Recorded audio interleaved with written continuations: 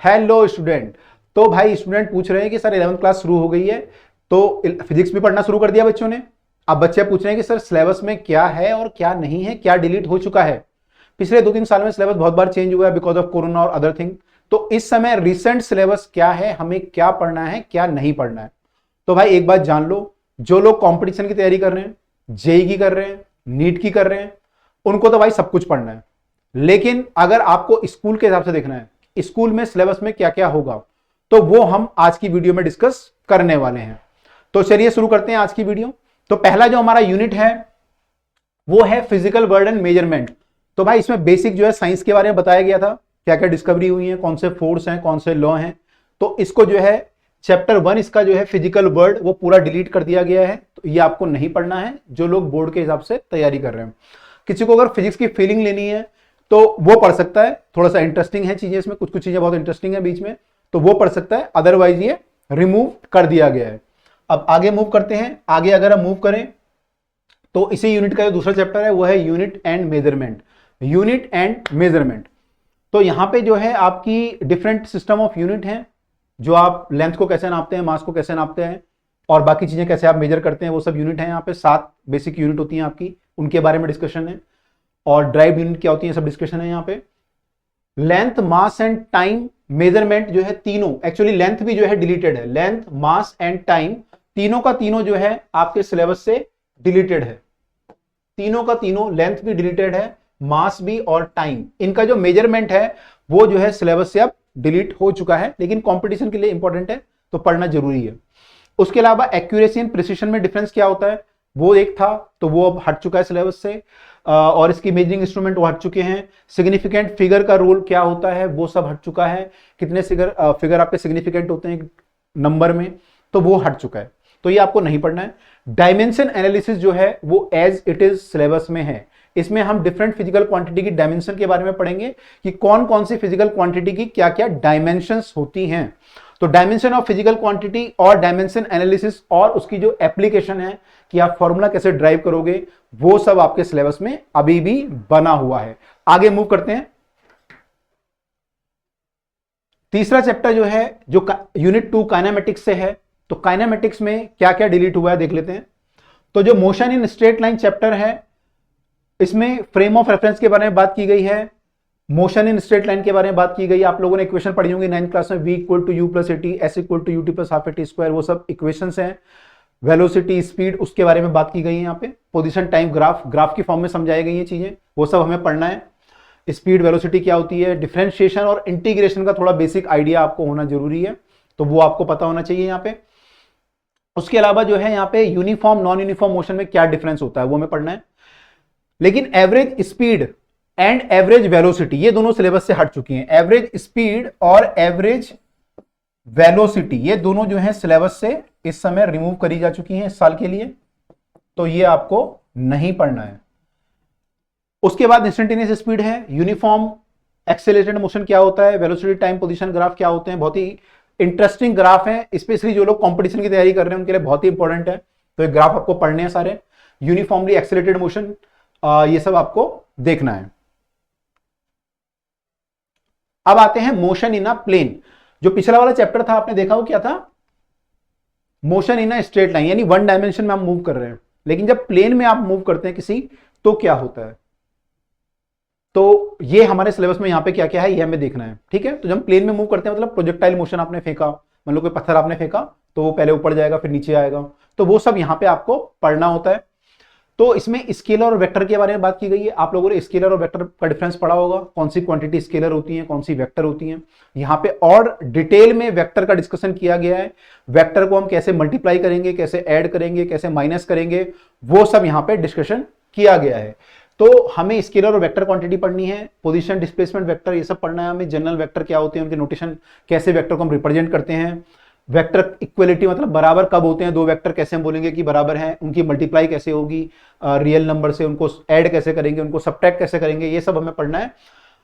और इसमें relative velocity यहां पे आई है, तो ये हमारी जो है ऑलरेडी डिलीट हो चुकी है, आपको बता चुका हूं मैं, रिलेटिव वेलोसिटी हमारी डिलीट है। उसके अलावा रिलेटिव वेलोसिटी जो है 2 डायमेंशन में यहां पे जो है डिलीट हो चुकी है, रिलेटिव वेलोसिटी टू डायमेंशन में जो कंसेप्ट है वो कंपटीशन के लिए इंपॉर्टेंट है, काफी सारे क्वेश्चन इसमें आते हैं, लेकिन यहां पे बोर्ड के लिए डिलीटेड है। फिर यूनिट वेक्टर रिजोल्यूशन हम कैसे करते हैं वेक्टर का, वो सब हमें सिलेबस में पढ़ना है। Rectangular component of the vector क्या होते हैं, अगर कोई वेक्टर आपका है उसको आपको एक्स में और वाई कोऑर्डिनेट में देखना है कि उसकी वैल्यू कितनी है, मतलब एक वेक्टर को हम लोग ब्रेक कर सकते हैं एक्स की तरफ को और वाई की डायरेक्शन में, तो उसको बोलते हैं हम रेक्टेंगुलर कंपोनेंट।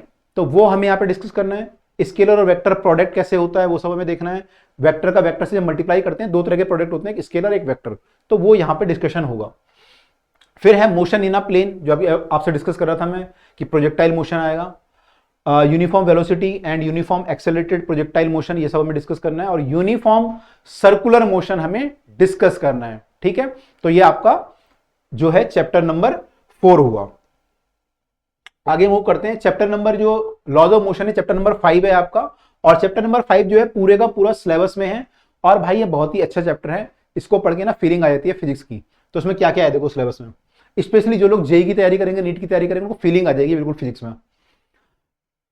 इसमें क्या है देखो, फोर्स का कंसेप्ट है, इनर्शिया क्या होता है, 3 तरह के इनर्शिया होते हैं वो यहाँ पे डिस्कशन है। न्यूटन का फर्स्ट लॉ क्या होता है, सेकंड लॉ क्या होता है, मोमेंटम क्या होता है, इंपल्स क्या होता है, फिर थर्ड लॉ क्या होता है, वो सब हमें डिस्कशन करना है। और कंजर्वेशन ऑफ मोमेंटम बहुत ही important, conservation of linear momentum ये जो है बहुत ही इंपॉर्टेंट है। इसमें काफी सारे क्वेश्चन भी बनते हैं। 9th क्लास में आप लोगों ने पढ़ा होगा, मुझे पता है कई बच्चों ने 9th क्लास में बिल्कुल नहीं पढ़ा होगा, लेकिन कुछ बच्चों ने पढ़ा होगा। तो भाई कंजर्वेशन ऑफ मोमेंटम हमें पढ़ना है, उस पर बेस्ड क्वेश्चन है काफी सारे, वो इंपॉर्टेंट है। इक्विलिब्रियम ऑफ कॉन्करेंट फोर्सेस, अगर 3-4 फोर्स एक बॉडी पे लग रहे हैं कब इक्विलिब्रियम में होंगे वो पढ़ना है हमें। स्टैटिक काइनेमेटिक फ्रिक्शन, फ्रिक्शन जो है यहाँ पे आ जाएगा, घर्षण बल जिसे हम बोलते हैं। दो बॉडी जब एक दूसरे के ऊपर मूव करती हैं तो रब करती हैं, फ्रिक्शन फोर्स यहाँ पे लगता है। बहुत ही अच्छा एक टॉपिक है, बच्चों को कई बार यहाँ पे कंफ्यूजन भी होती है जो कंपटीशन की तैयारी करते हैं, तो उसको बहुत ध्यान से आपको पढ़ना है और इसके अच्छे अच्छे क्वेश्चन सॉल्व करने हैं आपको। तो फ्रिक्शन हमें पढ़ना है, रोलिंग फ्रिक्शन क्या होता है, लुब्रिकेशन क्या होता है, dynamics of the uniform circular motion. इसमें एनसीईआरटी में भी कुछ अच्छे क्वेश्चन है फ्रिक्शन के, वो भी हमें देखने हैं। सेंट्रीपिटल फोर्स क्या होता है, सेंट्रीपिटल और सेंट्रीफ्यूगल फोर्स एक चीज होती है, यहां पे बच्चों को थोड़ा सा डाउट रहता है। तो ये अब जब हम आप लोग पढ़ोगे तो आपको टीचर क्लियर करेंगे कि सेंट्रीपिटल और सेंट्रीफ्यूगल फोर्स क्या होते हैं। जब सर्कुलर मोशन होता है बॉडी का तो वहां पे ये आते हैं। एग्जाम्पल ऑफ सर्कुलर मोशन वो हमें देखना है। और जैसे मान लीजिए कोई आपका साइकिल है और वो एकदम से सर्कुलर टर्न ले ले तो उसमें क्या होगा, कितना फोर्स लगेगा, वो सब यहाँ पे डिस्कशन है। या कार कोई जा रही है और एकदम से एक टर्न आ गया तो कितना फोर्स लगेगा, वो सब यहाँ पे डिस्कशन है। और आपने एक चीज और देखी होगी कि जब कार टर्न लेती है तो कई जगह पे जहाँ पे पहाड़ी रोड होती है तो वहां पे रोड को एक साइड से उठा देते हैं, एक साइड से ऊपर की तरफ को उठा देते हैं। ठीक है, आप कमेंट में लिखिएगा किधर को उठाते हैं, मतलब बाहर की साइड ऊपर होती है या अंदर की साइड को उठाते हैं। तो रोड को एक तरफ से उठा देते हैं, उसे बोलते हैं banking of road, banking of road. ठीक है, तो वो हमें पढ़ना है कि सर्कुलर मोशन में बैंकिंग ऑफ रोड का क्या रोल है, कितनी बैंकिंग रिक्वायरमेंट होती है। अगला चैप्टर है chapter number 6, work energy power. ये वर्क एनर्जी पावर है, नई यूनिट है आपकी। तो इसमें हमें देखना है कि वर्क क्या होता है, फिजिक्स में हम वर्क को कैसे डिफाइन करते हैं। ठीक है, कैसे वर्क को हम लोग डिफाइन करते हैं। क्या एक आदमी एक वेट को लेके खड़ा रहे तो क्या उसे वर्क बोलेंगे, नहीं बोलेंगे, फिजिक्स में तो नहीं बोलेंगे। तो वर्क को हम कैसे डिफाइन करते हैं ये हमें देखना है। उसके अलावा कांस्टेंट फोर्स अगर लग रहा है किसी बॉडी पे तो कितना वर्क होगा, वेरिएबल फोर्स मतलब फोर्स अगर चेंज हो रहा है, इंक्रीज हो रहा है, डिक्रीज हो रहा है तो कितना फोर्स लगेगा। काइनेटिक एनर्जी क्या होती है, वर्क एनर्जी थ्योरम बहुत इंपॉर्टेंट है, वर्क एनर्जी थ्योरम क्या होती है और उसकी एप्लीकेशंस कैसे कैसे हम उसको क्वेश्चन सॉल्व करते हैं। पावर हमें देखना है, पावर क्या होती है, work done per unit time. Power आप लोगों ने पढ़ा होगा, इलेक्ट्रिक पावर आपने 10th क्लास में भी पढ़ के आए हो, है ना। तो वहां पे भी क्या होता था, work done per unit time हम लोग करते थे। ठीक है, तो वो पावर हमें पता होनी चाहिए। Notation of potential energy, potential energy क्या होती है, पोटेंशियल एनर्जी ऑफ स्प्रिंग कितनी होती है वो हमें करना है। कंजर्वेटिव फोर्स क्या होते हैं, फोर्स दो तरह के होते हैं, कंजर्वेटिव नॉन कंजर्वेटिव, तो वो हमें पढ़ना है यहाँ पे। लेकिन सिलेबस में कुछ चीजें हटी हुई हैं जैसे कि conservation of mechanical energy. I don't know ये चीज क्यों हटाई है, ये बहुत ही इंपॉर्टेंट और अच्छी चीज थी पर सीबीएसई ने इसको रिमूव करा हुआ है तो इसे आप छोड़ सकते हैं। उसके अलावा उनका रिमूव करने का पर्पस ये भी हो सकता है कि 9th-10th में ऑलरेडी आप पढ़ चुके हो ये वाली चीज ना, और ये ईजी है थोड़ा सा तो इसलिए हटा दिया होगा, लेकिन कंपटीशन में जरूर आएगा मुझे लगता है। फिर है non conservative forces, conservative force थे, नॉन कंजर्वेटिव फोर्स आपको पढ़ने हैं। मोशन इन वर्टिकल सर्कल, अगर हम किसी धागे में बांध के पत्थर को घुमाएं वर्टिकल सर्कल में, एक तो हॉरिजॉन्टल सर्कल हो सकता है और एक होता है वर्टिकल सर्कल, ऐसे गोल गोल, है ना। वर्टिकल सर्कल में अगर हम घुमाएं तो वहां पे कितना फोर्स लगेगा, एक्सेलेरेशन कितना होगा, स्प्रिंग में टेंशन कितना होगा, वो सब यहां पे डिस्कशन करना है। उसके अलावा कोलिजन की बात करनी है। दो बॉडी जब टकराती हैं उसे बोलते हैं कोलिजन। दो तरह के कोलिजन होते हैं, इलास्टिक और non elastic collision, in elastic भी बोल सकते हैं। तो दो तरह के कोलिजन होते हैं, ये हमें डिस्कस करना है, वन डायमेंशन में और टू डायमेंशन। मतलब एक स्ट्रेट लाइन में आके अगर कोई बॉडी टकराए तो क्या होगा, और अगर ऐसे टकराए तो क्या होगा, तो ये हमें डिस्कशन करना है। तो ये आपका चैप्टर नंबर 6 हुआ। चैप्टर नंबर 7 पे आए, एक बड़ा चैप्टर है, काफी सारे छोटे छोटे टॉपिक इसमें हैं, तो काफी बड़ा चैप्टर है ये। तो इसमें क्या क्या सिलेबस में देख लेते हैं हम लोग। Centre of mass of two particle system. अगर हमारे पास दो पार्टिकल है, उनका सेंटर ऑफ मास कहां पे होगा, उसका टोटल मास हम कहां पे कंसंट्रेट मान सकते हैं, उसको बोलते हैं centre of mass of two particle system. ये हमें देखना है। Momentum conservation and centre of mass. तो यहां पे जो बात कर रहे हैं momentum conservation of and centre of mass, तो यहां पे जो है एंगुलर मोमेंटम के बारे में हम लोग डिस्कस करेंगे, वो भी आपका आगे आएगा यहां पे, ठीक है। सेंटर ऑफ मास का यहां पे जो बात कर रहे हैं बेसिकली मोमेंटम कितना होगा, अगर कोई बॉडी मूव कर रही है तो सेंटर ऑफ मास का मोमेंटम, उसका एक्सेलरेशन है ना, ये सब, उसकी वेलोसिटी कितनी होगी, तो वो सब हमें डिस्कस करना है। उसके अलावा centre of mass of rigid body. अगर कोई बड़ी बॉडी है, मान लो कोई आपके सामने पत्थर है, या कोई मान लो डिस्क है या सिलेंडर है, उसका सेंटर ऑफ मास कहां पर होगा, यह हमें देखना है। यूनिफॉर्म रॉड का सेंटर ऑफ मास कहां पे होगा, ये देखना है। मोमेंट इसमें लेकिन डेरिवेशन हटा हुआ है, डेरिवेशन सिलेबस में नहीं है। पहले डेरिवेशन भी सिलेबस में था, वो आपको नहीं करना है। डेरिवेशन केवल उन बच्चों को करना है जो बच्चे जेई की तैयारी अगर कर रहे हैं, उनको डेरिवेशन करना है, अदरवाइज ये इंपॉर्टेंट नहीं है आपके लिए। फिर है मोमेंट ऑफ फोर्स।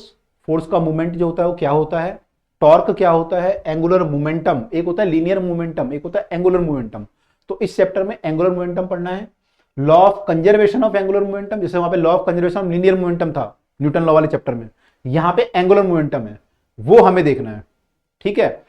उसके बाद जो है equilibrium of rigid bodies. Body कोई जो है इक्विलिब्रियम में कब रहेगी, रिजिड बॉडी कब इक्विलिब्रियम में रहेगी, वो देखना है। रोटेशन एंड ट्रांसलेशन इक्विलिब्रियम, दो तरह के इक्विलिब्रियम होते हैं, रोटेशन इक्विलिब्रियम होता है, ट्रांसलेशन इक्विलिब्रियम होता है, तो वो सब हमें डिस्कस करना है यहां पे। Comparison of linear and rotation motion. कोई बॉडी अगर टायर है, कोई टायर जो है आगे मूव कर रहा है कार का, तो वो घूम भी रहा है और आगे भी चल रहा है, तो उसमें एक रिलेशन होता है कि कोई चीज आगे भी जा रही है, मैंने लीनियर मोशन भी कर रही है और सर्कुलर मोशन भी कर रही है, तो वो हमें यहां पे डिस्कस करना है। बहुत ही इंपॉर्टेंट टॉपिक है ये, कंपटीशन के पॉइंट ऑफ व्यू से बहुत इंपॉर्टेंट है। मोमेंट ऑफ इनर्शिया का डेरिवेशन सिलेबस में नहीं है, आपको मोमेंट ऑफ इनर्शिया याद रखना है सबका, सिलेंडर का कितना होता है, रॉड का कितना होता है, बाकी चीजों का कितना होता है, लेकिन बाकी चीजें सिलेबस में नहीं है, इसका डेरिवेशन सिलेबस में नहीं है। फिर आते हैं भाई रेडियस ऑफ जायरेशन, ये कॉन्सेप्ट है वो आपको याद पढ़ना है यहाँ पे। Value of moment of inertia, ये आपको सब याद रखनी है, of simple and geometrical object, derivation syllabus में नहीं है। और जो सिलेबस से हटा है वो हटा है parallel and perpendicular axis theorem. ये दो थ्योरम होती थी जिससे हम centre of mass moment of inertia body का निकालते थे, तो वो अभी सिलेबस से हट चुका है, ओके। लेकिन मुझे लगता है कि आपको ये भी पढ़ना ही पड़ेगा। क्यों पढ़ना पड़ेगा, बिकॉज ये जो आपका है ना moment of inertia of different bodies, तो moment of inertia different body का जो याद करने का तरीका होता है, उसमें इन थ्योरम का बहुत रोल होता है। इनके बिना आप अगर नहीं करोगे तो आपको बहुत सारी वैल्यू याद करनी पड़ेंगी। अगर आपको थ्योरम पता है तो कम वैल्यू में भी काम चल जाएगा। तो मुझे लगता है थ्योरम आपको एटलीस्ट आपको बेसिक पता होना चाहिए, और बहुत ईजी है, आप लोग पढ़ सकते हैं, ठीक है, लेकिन सिलेबस में तो नहीं है। फिर आते हैं ग्रेविटेशन चैप्टर पे। ग्रेविटेशन चैप्टर आप लोग ऑलरेडी पढ़ चुके हैं 9th क्लास में। तो ग्रेविटेशन जो है इसमें कैपलर लॉ ऑफ प्लैनेटरी मोशन, ये सिलेबस में है। यूनिवर्सल लॉ ऑफ ग्रेविटेशन, ये आपको पता ही है, F = G m1m2/r², तो दोबारा आने वाला है ये आपके सामने। Acceleration due to gravity, small g, कई बच्चों को तो स्मॉल जी और कैपिटल जी में अंतर पता नहीं होता, ये स्मॉल जी होता है, यहाँ पे जो जी आता है वो कैपिटल जी आता है। तो ये जो है आपके सिलेबस में दोनों ही जी हैं, है ना, एजी, ओजी, लोजी, सोनोजी, सारे जी हैं। And it's variation with altitude and depth, अगर आप ऊपर जाते हैं पृथ्वी से रॉकेट में तो जी का वैल्यू कम होता है, या फिर आप माइन में नीचे जाते हैं पृथ्वी में, अगर आप माइन कर दें, होल कर दें, तो जी का वैल्यू कम होता है। तो कैसे कम होता है, क्या उसके लिए फॉर्मूला है, वो सब यहाँ पे डिस्कशन होगा। उसके अलावा gravitation potential energy and gravitational potential, gravitation potential energy और ग्रेविटेशनल पोटेंशियल के बारे में और डेप्थ में आपको जानने को मिलेगा। अभी आपको पता है कि पोटेंशियल एनर्जी आप क्या बोलते हो, mgh, लेकिन एक्चुअल फॉर्मूला ये नहीं होता है, आपको और डेप्थ में पता चलेगा कि एक्चुअल फॉर्मूला क्या होता है। तो वो सब यहाँ पे पढ़ेंगे हम लोग। एस्केप वेलोसिटी, अगर किसी रॉकेट को हम लोग छोड़ते हैं या किसी पार्टिकल को फेंकते हैं तो एस्केप करने के लिए कितनी वेलोसिटी की रिक्वायरमेंट होती है, 11.2 किलोमीटर पर सेकेंड होती है, कई बच्चों को याद होगा। तो एस्केप वेलोसिटी हम यहां पर पढ़ेंगे। उसके अलावा ऑर्बिटल वेलोसिटी है, अगर आपने सैटेलाइट को छोड़ा और वो पृथ्वी के चारों तरफ घूम रहा है तो उसकी वेलोसिटी कितनी होगी, जब वो ऑर्बिट में घूम रहा है अपनी, तो वेलोसिटी क्या होगी, उसे बोलते हैं ऑर्बिटल वेलोसिटी, ये हम पढ़ेंगे। जियो स्टेशनरी सैटेलाइट सिलेबस में नहीं है। जियो स्टेशनरी का मतलब होता है कि सैटेलाइट आपको रुका हुआ दिखता है, तो जो सैटेलाइट पृथ्वी के ऊपर रुका हुआ दिखे आपको उसको बोलते हैं जियो स्टेशनरी, तो ये सिलेबस में नहीं है। चैप्टर 9 पे आते हैं, मैकेनिकल प्रॉपर्टी ऑफ सॉलिड। तो प्रॉपर्टी ऑफ सॉलिड है कि सॉलिड को आप अगर प्रेस करेंगे तो कितना प्रेस होगा, है ना, उसकी लेंथ कितनी चेंज होगी, वॉल्यूम कितना चेंज होगा, वो सब डिस्कशन यहां पे किया गया है। तो elastic behaviour, stress strain curve, stress strain होता है, बॉडी को कितना फोर्स लगाएंगे तो कितना खींचेगी, वो सब यहाँ पे डिस्कशन है। हुक्स लॉ का डिस्कशन है। यंग मॉडुलस, बल्क मॉडुलस है। शेयर मॉडुलस जो है केवल बेसिक आपको डेफिनेशन पता होनी चाहिए, बाकी ये जो है सिलेबस से बाहर है। इसमें आपको फॉर्मूले, इसमें आपको क्वेश्चन भी करने पड़ेंगे, यंग में और बल्क में तो पूरा पता होना चाहिए, क्वेश्चन भी आने चाहिए, लेकिन यहां पे केवल बेसिक आइडिया होना जरूरी है। पॉइजन रेशियो एक होता है, वो आपको पता होना चाहिए। इलास्टिक एनर्जी एक बॉडी में कितनी होती है, अगर मैं रबर बैंड को खींच लूं, उसका लेंथ को डबल कर दूं तो कितनी एनर्जी उसमें स्टोर हो जाएगी, ये सब हम यहां पर पढ़ने वाले हैं भाई, है ना। और ये चैप्टर जो है उनके लिए इंपॉर्टेंट है जो लोग जेई की तैयारी कर रहे हैं, तो मैकेनिकल इंजीनियरिंग वालों के लिए बहुत इंपॉर्टेंट चैप्टर है ये। अगला है मैकेनिकल प्रॉपर्टी ऑफ फ्लूइड, पानी की प्रॉपर्टी। आप लोगों ने 9th क्लास में पढ़ा होगा आर्किमिडीज प्रिंसिपल, तो भाई वो चीज यहां पे आ गई है दोबारा, इस बार और डिटेल में है। तो प्रेशर, पहले तो प्रेशर क्या होता है, पास्कल लॉ क्या होता है, उसकी एप्लीकेशंस क्या क्या हैं, हाइड्रोलिक लिफ्ट, हाइड्रोलिक ब्रेक, उसकी एप्लीकेशन है, ये आपको पता होनी चाहिए। Effect of gravity on fluid, अगर मान लो कोई चीज ग्रेविटी में चेंज कर दूं या मैं किसी पानी के बर्तन को नीचे गिरा दूं तो प्रेशर पे क्या फर्क पड़ेगा, तो इफेक्ट ऑफ ग्रेविटी क्या होता है, ये पढ़ना है यहाँ पे। और विस्कोसिटी पढ़ना है, स्टोक्स लॉ पढ़ना है। विस्कोसिटी का मतलब होता है कि आपने देखा होगा भाई, अगर मैं एक हनी ले लूं, शहद ले लूं और पानी ले लूं, दोनों को फ्लो कराऊं, तो पानी तेजी से फ्लो करेगा, हनी बहुत धीरे धीरे फ्लो करेगी, क्योंकि बहुत विस्कस है, वो क्या बोलेंगे, विस्कस है, तो विस्कोसिटी उसे बोलते हैं, वो हम डिस्कस करेंगे यहाँ पे। स्टोक्स लॉ एक अच्छा लॉ है, ये आप पढ़ोगे। उसके अलावा टर्मिनल वेलोसिटी ड्राइव होके आता है यहाँ से, वो आप पढ़ेंगे। Stream line and turbulent flow, आपने देखा होगा कई बार पानी बहुत स्ट्रीम लाइन फ्लो करता है, नदी में आपने देखा होगा पानी बिल्कुल ऐसा लगता है आपको कि बिल्कुल आराम से फ्लो कर रहा है ना। और कई बार क्या होता है, बहुत सारा पानी आ गया तो बिल्कुल बहुत टेढ़ा मेढ़ा फ्लो करता है बहुत ज्यादा, तो उसको बोलते हैं टर्बुलेंट, है ना। ये जो शब्द है ये इंग्लिश के शब्द है कि लाइफ में यार टर्बुलेंसी आ गई बहुत ज्यादा, है ना, या मेरी लाइफ बहुत स्ट्रीम लाइन चल रही है, तो ये यहाँ पे डिफरेंस है। स्ट्रीम लाइन फ्लो और टर्बुलेंट फ्लो ये डिस्कस करना है हमें। क्रिटिकल वेलोसिटी क्या होती है, बर्नौलीज थ्योरम एक होती है, वो आपको देखनी है, बहुत इंपॉर्टेंट है, इसका डेरिवेशन बोर्ड एग्जाम में या स्कूल के एग्जाम में आपके आएगा ही आएगा, मैंने बहुत इंपॉर्टेंट होता है, अक्सर आता है, तो ये आपको पढ़ना है। एंड इट्स एप्लीकेशन आपको देखनी है। फिर एक सरफेस एनर्जी का कंसेप्ट है और सरफेस टेंशन का कंसेप्ट है, ये आपको पढ़ना पड़ेगा। जैसे आपका कोई बबल होता है, मान लो आपने सोप का बबल फुलाया, कई बार कहते हैं ना सोप का बबल हम उड़ाते रहते हैं, तो जो बबल बनता है सोप का, वो एक सरफेस जो है ना, वो इलास्टिक सरफेस है, स्ट्रेच है वो, तो उसमें कितनी एनर्जी, जैसे आप इलास्टिक को खींचोगे किसी को तो उसमें एनर्जी होगी, ऐसी वो सोप के बबल में भी एनर्जी है, उसके सरफेस में एनर्जी है, तो उसको हम बोलते हैं surface energy and surface tension. फिर है angle of contact, angle of contact होता है, ये आप पढ़ेंगे, एक इंपॉर्टेंट टॉपिक है। Excess pressure across a curved surface, तो सोप बबल के अंदर जो है, अंदर प्रेशर ज्यादा होता है या बाहर ज्यादा होता है, सोप बबल में कहां प्रेशर ज्यादा होता है, एक्सेस प्रेशर, वो हम पढ़ेंगे कि कहां ज्यादा होता है, कितना ज्यादा होता है, तो वो हम पढ़ेंगे। Application of surface tension, idea of drops, drops जो होती हैं या बबल जो होते हैं, ड्रॉप मतलब होती है पूरी जो, जैसे पानी की ड्रॉप, उसे ड्रॉप बोलेंगे, बबल होता है खाली अंदर से, तो ड्रॉप और बबल दोनों हम पढ़ेंगे। और कैपिलरी राइज, कि अगर कोई पतली आप पानी ग्लास की ट्यूब लें, उसको पानी में डुबाएं तो उसमें पानी ऊपर चढ़ जाता है, उसको बोलते हैं कैपिलरी राइज। इनफैक्ट जो पौधे होते हैं आपके, उनमें भी जो है, जो पानी नीचे से आता है ऊपर वाटर टेबल से, वो कैपिलरी राइज के कारण आता है ना, क्योंकि पानी तो बहुत नीचे है जमीन में, तो पौधों को पानी कैसे मिलता है, तो कैपिलरी के थ्रू ऊपर पानी जो है चढ़ता है वाटर लेवल से और वो पौधों के जड़ तक पहुंच जाता है, तो कैपिलरी राइज यहां पे हम लोग पढ़ेंगे। उसमें सिलेबस में रिमूव क्या था, कुछ रिमूव था नहीं, यहां पे कुछ भी रिमूव नहीं था, ठीक है। फिर है thermal property of matter. Thermal property of matter मतलब कि अगर हम बॉडी को गर्म करेंगे तो क्या होगा, किसी गैस को गर्म करेंगे तो कितना एक्सपेंड करेगी, उसको अगर प्रेस करेंगे तो क्या वो गर्म हो जाएगी। इस तरह की जो चीजें हैं वो हम इस चैप्टर में पढ़ने वाले हैं। Properties of bulk matter unit का नाम है, चैप्टर का नाम है थर्मल प्रॉपर्टीज ऑफ मैटर। तो हम पढ़ेंगे कि हीट क्या होती है, टेम्परेचर क्या होता है, थर्मल एक्सपेंशन क्या होता है। आपने देखा होगा रेल की जो ट्रैक होते हैं उनमें बीच में जगह होती है, क्यों होती है जगह, क्योंकि गर्मियों में जब वो गर्म होगा तो ट्रैक एक्सपेंड करता है। तो कितना एक्सपेंड करता है वो आप यहां से निकाल सकते हैं। थर्मल एक्सपेंशन हम पढ़ेंगे, thermal expansion of solid, different different solid का पढ़ेंगे, लिक्विड का पढ़ेंगे, गैस का पढ़ेंगे। Anomalous behaviour of the water, जब बर्फ जमती है लेक में तो लेक में केवल ऊपर बर्फ जमती है, नीचे जमने में बहुत टाइम लग जाता है। अगर पूरी लेक जम जाए तो सारी मछलियां मर जाएं, लेकिन ऐसा नहीं होता है, ऊपर बर्फ जमती है और उसको बहुत टाइम लगता है तो जम नहीं पाती पूरी लेक आपकी कभी भी, इसलिए मछलियां बच जाती हैं। इसको हम बोलते हैं anomalous behaviour of the water, वहां से हम एक्सप्लेन कर सकते हैं, तो वो सब हम देखेंगे। Specific heat capacity CP CV क्या होती है ये आप पढ़ोगे तो समझ में आएगा आपको। कैलोरीमेट्री, कैलोरीमेट्री मतलब एक आपने गर्म पानी डाल दिया, एक ठंडा पानी डाल दिया, फाइनल टेम्परेचर क्या होगा, या आपने स्टीम डाल दी, पानी डाल दिया, भाप और पानी डाल दिया तो फाइनल टेम्परेचर क्या होगा, या बर्फ डाल दी और गर्म पानी डाल दिया, फाइनल टेम्परेचर क्या होगा, कैलोरीमेट्री यहां पढ़ेंगे हम लोग।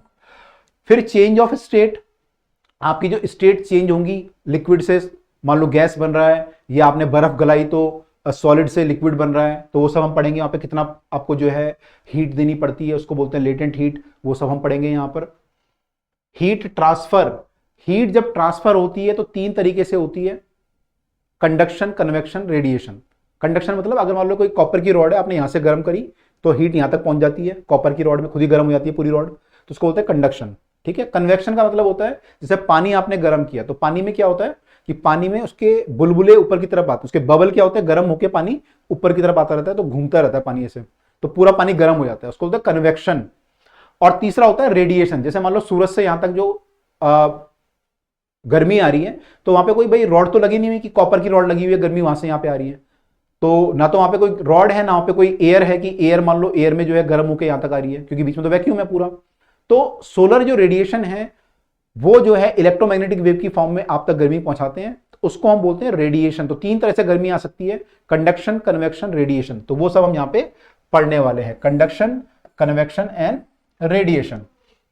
फिर थर्मल कंडक्टिविटी क्या होती है, कोई बॉडी ज्यादा कंडक्ट करती है हीट, कोई कम करती है, उसको हम पढ़ेंगे। Idea of black body radiation, black body क्या होती है ना, ब्लैक बॉडी रेडिएशन यहां पे पढ़ने वाले हैं। Wien's displacement and Stephen law बहुत ही इंपॉर्टेंट है कंपटीशन के पॉइंट ऑफ व्यू से, ये दोनों लॉ हम लोग पढ़ने वाले हैं। ग्रीन हाउस इफेक्ट सिलेबस में नहीं है, आप लोग वैसे पढ़ ही चुके होंगे, ग्रीन हाउस की तो बहुत बातें चल रही है, अखबार में भी आ रहा है, तो ये आपको पता ही होगा क्या होता है। अब आते हैं थर्मोडायनामिक्स, तो कोर थर्मोडायनामिक्स हमारी जो है उसमें क्या क्या है, तो मैं आपको बोल रहा था गैस गर्म करेंगे तो क्या होगा, वो सब यहां पे आएगा। थर्मल इक्विलिब्रियम क्या होता है, डेफिनेशन ऑफ टेम्परेचर क्या होती है, थर्मोडायनामिक्स के लॉ, जीरोथ लॉ क्या होता है, फर्स्ट लॉ क्या होता है, सेकंड लॉ क्या होता है, हीट वर्क इंटरनल एनर्जी में क्या रिलेशन होता है, किसी बॉडी को अगर हमने हीट किया तो उससे कितना वर्क मिल सकता है, वो सब हमें डिस्कस करना है। या हमने किसी बॉडी को गर्म करना है तो कितना वर्क करना पड़ेगा, वो सब डिस्कस करना है। यहाँ पे डिफरेंट टाइप की प्रोसेस होती है आइसोथर्मल, जब टेम्परेचर आपका कांस्टेंट रहे और आप गैस को मान लो एक्सपेंड कर रहे हो या कंप्रेस कर रहे हो कांस्टेंट टेम्परेचर, ये आपको करना है। या एडियाबेटिक प्रोसेस, आप हीट नहीं दे रहे, आपने गैस को प्रेस किया तो गर्म हो गई, आपने कोई हीट नहीं दी बाहर से लेकिन वो खुद ही गर्म हो गई, एडियाबेटिक बोलते हैं जब आप कोई हीट नहीं दे रहे, तो वो सब यहाँ पे पढ़ेंगे हम लोग। एडियाबेटिक, आइसोथर्मल, आइसोकोरिक होती है, आइसोबारिक, कई सारी प्रोसेस होती है, वो आप पढ़ेंगे यहाँ पे। Second law of thermodynamics, zero law, first law, second law, zero first second. अब आपको सर फर्स्ट सेकंड थर्ड क्यों नहीं लिखा, तो वो आप पढ़ोगे, जब पढ़ोगे ना तो आपको समझ में आ जाएगा कि इसको जीरो लॉ क्यों बोलते हैं। थर्ड लॉ अलग होता है, तो इसका नाम जीरो फर्स्ट सेकंड थर्ड होता है, ऐसा नहीं होता 1 2 3 4, तो ऐसा क्यों होता है आप पढ़ोगे तो क्लियर हो जाएगा आपको। तो हमें फर्स्ट लॉ पढ़ना है, सेकंड लॉ पढ़ना है फिजिक्स में बेसिकली, थर्ड लॉ नहीं पढ़ते हम। रिवर्सिबल और इरिवर्सिबल प्रोसेसेस क्या होती हैं ये हमें देखना है। हीट इंजन, जो इंजन आपका होता है या रेफ्रिजरेटर होता है, वो कैसे काम करता है, कितनी हीट लेता है, कितनी हीट इजेक्ट करता है, कितना वर्क करता है, वो सिलेबस में अब नहीं है, तो ये हमें नहीं पढ़ना है। चैप्टर नंबर 13 सेम यूनिट का चैप्टर है, इस बार जो है चैप्टर नंबर 13 है हमारा काइनेटिक थ्योरीज। काइनेटिक थ्योरी मतलब जो है ये हीट से रिलेटेड है, इसमें भी गैस आपकी जो है उनसे रिलेटेड है। Equation of state of a perfect gas, कि एक जो गैस होती है, परफेक्ट गैस क्या होती है वो आप पढ़ोगे, तो उसकी इक्वेशन क्या होती है, मतलब प्रेशर में, वॉल्यूम में और टेम्परेचर में क्या रिलेशन होता है, गैस के प्रेशर में, गैस के वॉल्यूम में और टेम्परेचर में क्या रिलेशन होता है, ये हम बच्चे यहां पे पढ़ने वाले हैं। Work done in compressing a gas, एक गैस को कंप्रेस करेंगे कितना वर्क होगा, kinetic theory of gases, assumption, उसके क्या क्या अजम्पशन हम मान के चलते हैं, है ना, मतलब जो गैस होती है उसमें क्या क्या मान के चलते हैं, उसके मॉलिक्यूल कैसे होते होंगे, गोल होते होंगे, चौकोर होते होंगे, वो मूव कर रहे हैं या रुके हुए हैं, ऐसे हम अजम्पशन मानते हैं, वो डिस्कस करेंगे यहां पर। प्रेशर क्या होता है, concept of pressure, kinetic interpretation of temperature क्या होता है, गैस की स्पीड को हम डिफाइन कर सकते हैं, RMS speed, root mean square speed क्या होती है गैस की, डिग्री ऑफ फ्रीडम क्या होती है, law of equipartition of energy क्या होता है, and application to the specific heat capacity of the gas. तो ये सब हमें डिस्कस करना है। यहाँ पे डिफरेंट डिफरेंट फॉर्मूले हैं, यहाँ पे डिफरेंट डिफरेंट डेरिवेशंस हैं, अजम्पशंस हैं, वो हमें यहाँ पे डिस्कस करना है। Concept of mean free path, जब गैस आपकी मूव करती है तो वो टकराती है, अलग अलग मॉलिक्यूल से मॉलिक्यूल टकराते रहते हैं बार बार, तो जब एक मॉलिक्यूल टकरा गया उसके बाद दूसरे मॉलिक्यूल से टकराने में जो टाइम लगता है या जो डिस्टेंस वो कवर करता है उसको बोलते हैं मीन फ्री पाथ। माने एक मॉलिक्यूल यहां से टकरा गया, अब ये इधर को चला गया, फिर दोबारा टकरा रहा है, तो इसके बीच में जो डिस्टेंस है उसको बोलते हैं मीन फ्री पाथ। तो वो कितना होता है वो सब हम लोग इसमें डिस्कस करेंगे, कैसे फॉर्मूला उसका निकालते हैं। तो मीन फ्री पाथ हमें पढ़ना है। अवोगाद्रो नंबर हमें, अवोगाद्रो नंबर आपको पता होगा केमिस्ट्री में, अवोगाद्रो नंबर की जो वैल्यू होती है वो हमें पढ़नी है यहाँ पे। अगला टॉपिक आपका जो है, अगली यूनिट आपकी है ऑसिलेशन एंड वेव। दो इसमें बड़े बड़े चैप्टर हैं, इंपॉर्टेंट हैं। तो पहला चैप्टर जो है ये एसएचएम है, सिंपल हार्मोनिक मोशन, या हम बोल सकते हैं ऑसिलेशन और पीरियोडिक मोशन है। ये जेई वालों के लिए बहुत ही इंपॉर्टेंट टॉपिक है, जेई वालों के लिए बहुत ही इंपॉर्टेंट है, नीट वालों के लिए भी है, लेकिन जेई वालों के लिए तो हमेशा पूरे मैंने बीटेक में भी काम आने वाला है। तो ये हमें पढ़ना है। इसमें time period, frequency, displacement as a function of time. Time period क्या होता है, कोई पेंडुलम अगर ऑसिलेट कर रहा है उसका टाइम पीरियड कितना होगा, कैसे निकालेंगे, या कोई और चीज अगर ऑसिलेट कर रही है उसका टाइम पीरियड कैसे निकालेंगे। आपको पता है दुनिया में हर चीज ऑसिलेट कर सकती है, जैसे मान लो अर्थक्वेक आया तो बिल्डिंग भी ऑसिलेट करती है, तो टाइम पीरियड कैसे निकाल सकते हैं, क्या चीज हो सकती है, वो सब यहाँ पे डिस्कशन होगा। फिर सिंपल हार्मोनिक मोशन क्या होता है, बिल्कुल सिंपल जो हार्मोनिक मोशन, सिंपल जो वाइब्रेशन होता है वो कैसा होता है वो हम डिस्कस करेंगे। उसकी इक्वेशन क्या होती है वो सब देखेंगे हम लोग। स्प्रिंग अगर आपका है तो उसमें मान लो मैं कोई मास बांध दूं और इसको नीचे खींच के छोड़ दूं तो ये भी ऑसिलेट करेगा। मास को अगर मैं नीचे खींच कर छोड़ दूं तो ये क्या करेगा, ऑसिलेट करेगा। उसका टाइम पीरियड क्या होगा, एनर्जी कितनी होगी, वो सब यहाँ पे डिस्कस करेंगे हम लोग। तो ये सब देखेंगे। फोर्स कांस्टेंट क्या होता है, एनर्जी क्या होती है, काइनेटिक एनर्जी क्या होती है, potential energy, simple harmonic motion में काइनेटिक एनर्जी की वैल्यू क्या होती है, पोटेंशियल एनर्जी की वैल्यू क्या होती है, सब हम यहाँ पे देखेंगे। पेंडुलम, अगर आपका पेंडुलम ऑसिलेट कर रहा है तो क्या होगा, पेंडुलम को अगर मैं लंबाई उसकी बढ़ा दूं तो क्या होगा, पेंडुलम को अगर मैं लिफ्ट में ले जाऊं तो क्या होगा, पेंडुलम को सैटेलाइट में ले जाऊं तो क्या होगा, पेंडुलम को अगर मैं पानी में डुबा दूं तो क्या होगा, ये सब यहाँ पे डिस्कशन होगा। तो वो सब देखेंगे यहाँ पे। Free force and damped oscillation था आपके सिलेबस में, अभी वो हट चुका है, तो ये आपको नहीं करना है। रिजोनेंस आपको नहीं करना है, ठीक है। वेव एंड वेव मोशन में आ जाते हैं फिर हम लोग। वेव एंड वेव मोशन एक और इंपॉर्टेंट चैप्टर है, इसमें काफी सारे छोटे छोटे टॉपिक हैं और चैप्टर बड़ा है वैसे ही है। तो उसमें ट्रांसवर्स और लॉन्गिट्यूडनल वेव में क्या डिफरेंस होता है, कई बच्चों को पता होगा ट्रांसवर्स वेव क्या होती है, लॉन्गिट्यूडनल वेव क्या होती है, साउंड वेव किस में आती है, लाइट वेव किस में आती है, तो ये सब हमें पढ़ना है।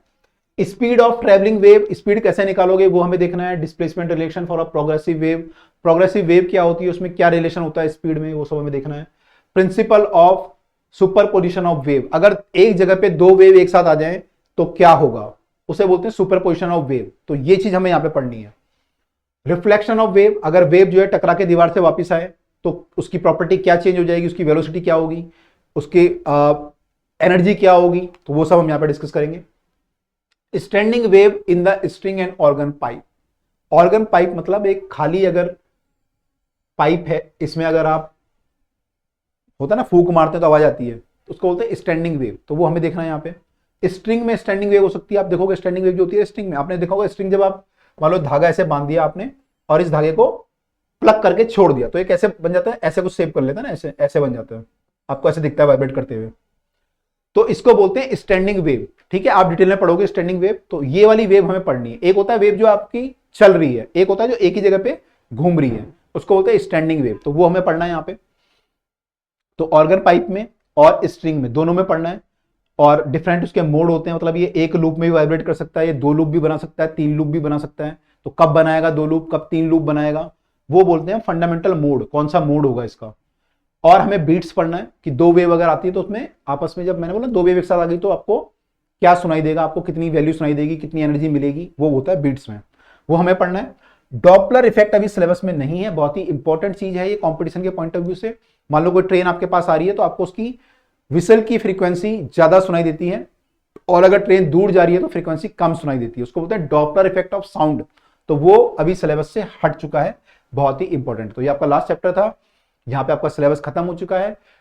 तो ये चीजें हमें पढ़नी है, और अगर आप लोग चाहते हैं कि आप ये सारी चीजें हमारे साथ पढ़ें तो हमारे कोर्स को आप लोग ज्वाइन कर सकते हैं, जो कि जल्दी स्टार्ट होने वाला है। तो तुरंत आप कॉल कर सकते हैं या हमें मैसेज कर सकते हैं हमारे नंबर पर, जो है 9658885888।